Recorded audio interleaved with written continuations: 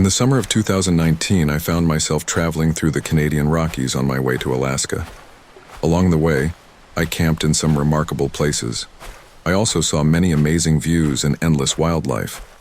I would often camp in places that had hiking trails nearby. Keep in mind these were not traditional campgrounds, but rather desolate places in the provincial forests. On one occasion in particular, I was camped near the Toad River. The forest surrounding me looked like something out of a fairy tale. Everything was very lush and green. The forest floor was carpeted with a thick covering of moss, making footsteps all but silent. The paperbark birch trees all around were so inviting. There was something of a trailhead near where I was camped. Beyond the trailhead, I could see an established trail leading into the woods. It was a bit overgrown, and clearly it wasn't heavily traveled.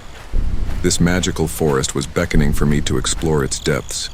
My camp was all set up, and I had a few hours to kill before dark, so I grabbed a couple of Nature Valley bars and my trusty water bottle, and away I went. The forest barely looked real. As I walked along, I couldn't even hear my own footsteps as I made my way down the mossy path. The forest was quite dense and allowed for very little sunlight to penetrate down to the forest floor. The trail followed close by the river. Being this close, there was a light fog or a mist floating through the trees. It painted a picture that reminded me of the Wishbone episode called The Slobbery Hound. As I made my way deeper and deeper into the woods, I could have sworn I heard a voice somewhere in the distance. Very quiet, almost a whisper. It seemed to be coming from the forest itself. It was odd, though. The voice was almost staticky sounding, periodically stopping completely. It was so quiet I wasn't completely sure if I was really hearing it. It wasn't loud enough to make out any words.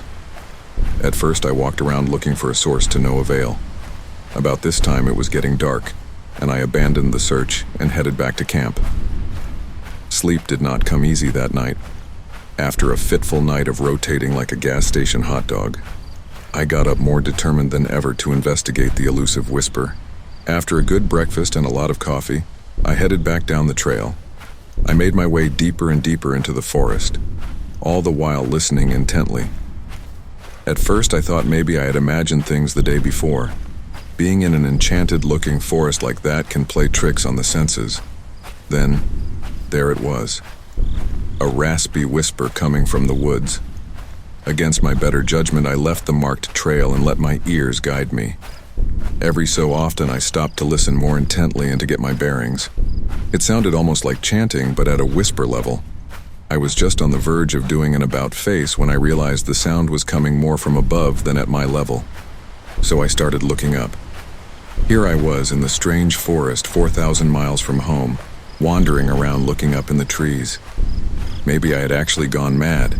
Was I about to stumble upon some bloodthirsty cult and be sacrificed? Then I saw it.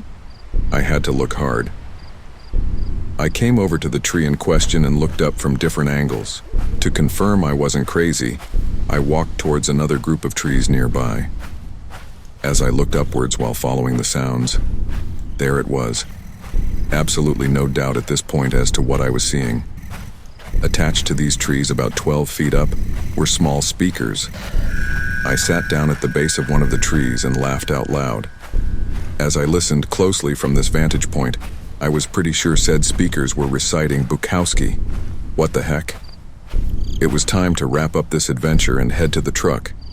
I made it back to camp, and while I was packing up camp, I heard a vehicle approaching.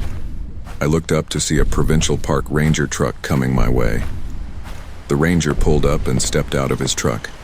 He walked over and made a little small talk. Then, with a sly smile on his face, he asked if I had heard any voices coming from the forest. When he saw the look on my face, he began laughing.